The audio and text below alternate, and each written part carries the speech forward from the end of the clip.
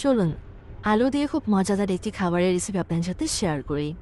প্রথমেই ডোটা বানানোর জন্য ময়দা, লবণ, সামান্য পরিমাণে চিনি এবং তেল দিয়ে আগে একটু মাখিয়ে নেব। তারপরে কুসুম গরম পানি দিয়ে ডোটা রেডি করে নেব।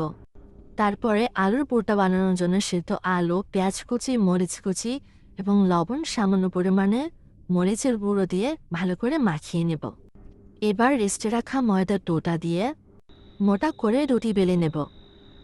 তার উপর আলুর পুরটা সমানভাবে ছড়িয়ে দেব। এবার চাকুর সাহায্যে শেপ করে নেব। এবার এক একটা করে ফোল্ড করে নিব। এই তো রেডি। এবার এগুলোকে সব কমপ্লিট করে গরম তেলে আমরা ভাজতে দিব। ভালোভাবে ভেজে নেব। এপাশ ওপাশ দুপাশ ভালো করে ভেজে নিলেই রেডি হয়ে যাবে।